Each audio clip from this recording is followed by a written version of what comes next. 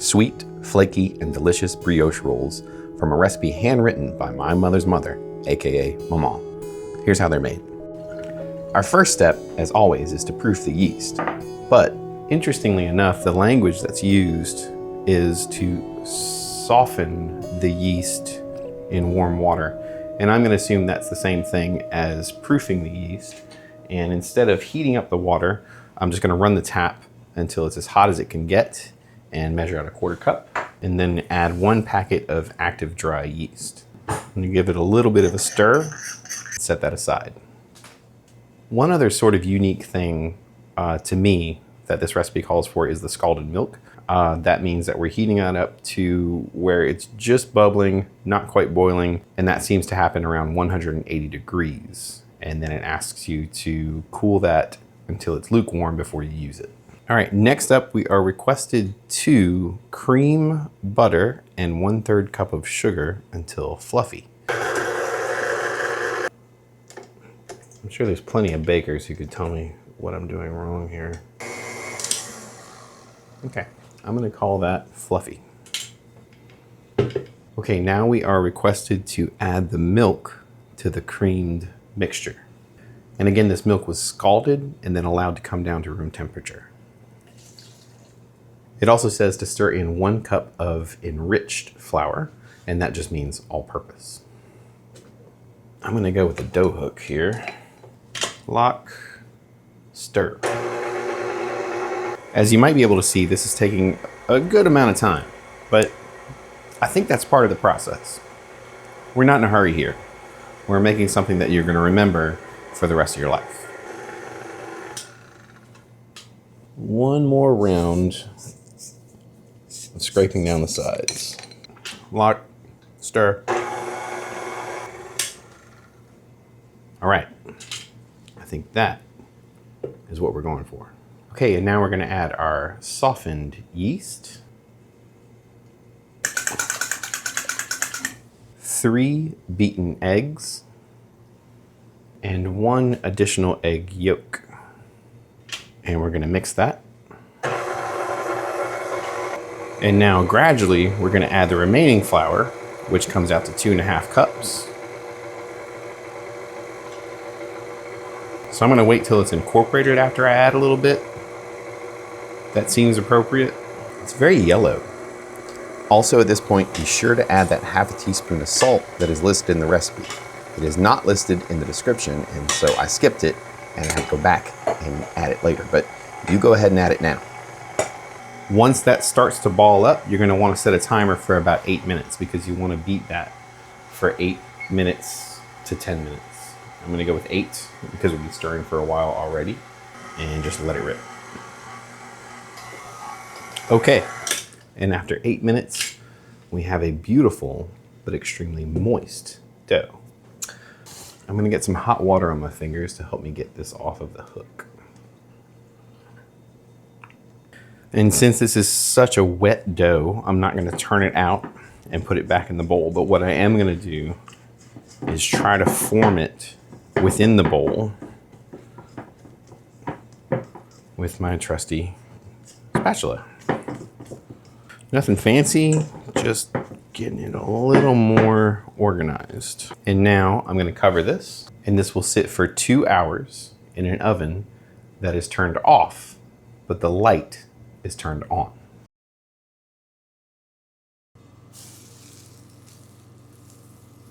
Oh God. Woo. Wow. That is a very wet dough. Next, it says, cover lightly with aluminum foil and place in refrigerator overnight. All right, we're going to overnight ferment. This has been fermenting overnight in the fridge. Let's see what it looks like. Oh, cool. Okay, the instructions again say to stir down. I assume that just means punch. It did develop kind of an icky skin, which I'm a little worried about. Oh my God, it tastes amazing.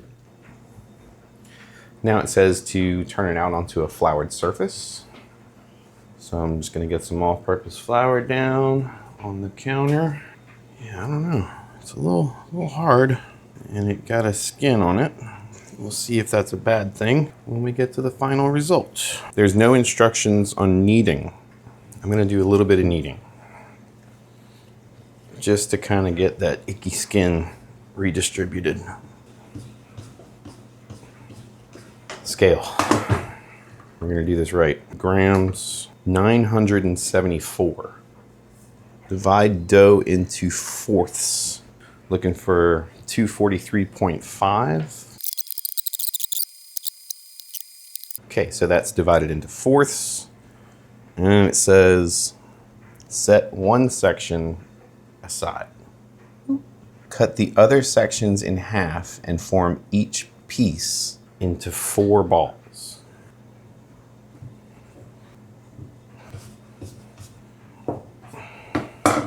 And form each piece into 4 balls, 24 in total. Which means I gotta take each one of these and divide it into 4.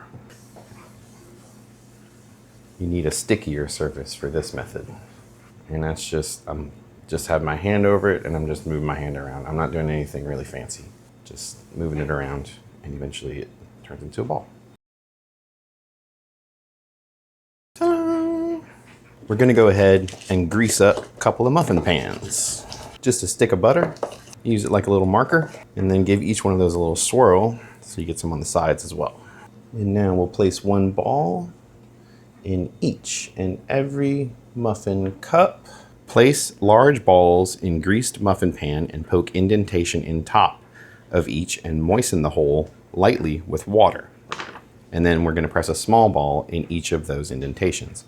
So the way I'm gonna accomplish that is I'm gonna have a little bowl of water. It's warm, it's not hot.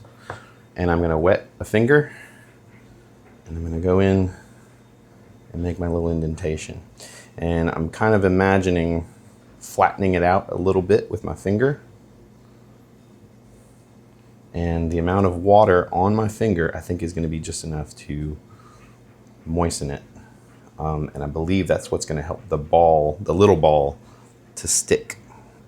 I may have to adjust some of those indentations later on, but for now, we're gonna make 24 smaller balls with our reserved piece of dough.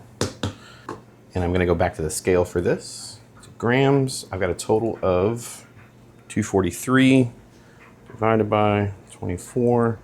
I'm looking for 10 grams each. 24. Ta-da! And I'm just gonna use my hands to roll these. And it says to just place that on there. Oh yeah, it's stuck. It's stuck all right. So I'm leaving some of these balls a little rustic shaped. Looks like something. They're cute. They kind of look like peeps. What we're reaching here is a proofing stage. And that means that we're just gonna cover this with a nice clean towel, like a dish towel. And we're gonna let them proof for about 45 minutes to an hour. Okay, we've proofed for 1 hour. And now we're looking at something like this. They still kind of look like peeps to me, which is kind of cute. Our next step is going to be to combine 1 egg white with a tablespoon of sugar. Now it says we should be able to brush this on the top. I'm going to throw in a little bit of water because this egg white did sit in the refrigerator overnight. So it maybe just have been a little dry. Grab a little brush.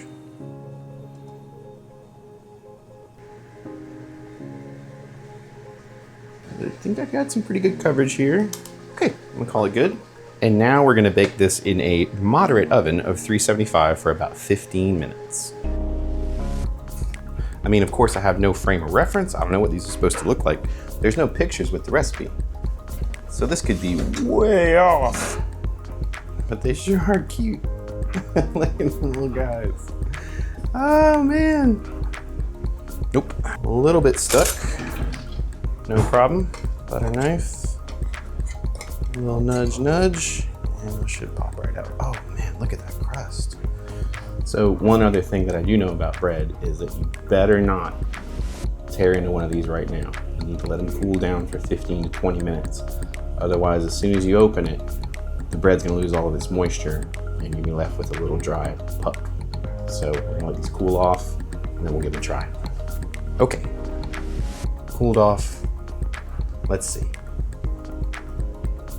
Oh, that looks good.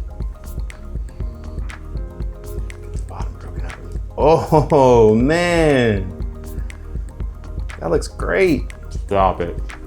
Oh, stop. You know, I'm gonna have to employ some honey butter. Oh my God, amazing. The little crust. Can't really dig in there and look at the inside. Nice. That's pretty, Jay. Thanks, Maman. Thanks, Maman. Can I get some honey butter? What's in there? Can I get some more honey butter? You sure can. Man, that's good. That's a good little bread. You think there's any kitchen clubbers still here? It might be. This is very good. These are amazing. I'm having one more. One more. That's it. I'm good. One more.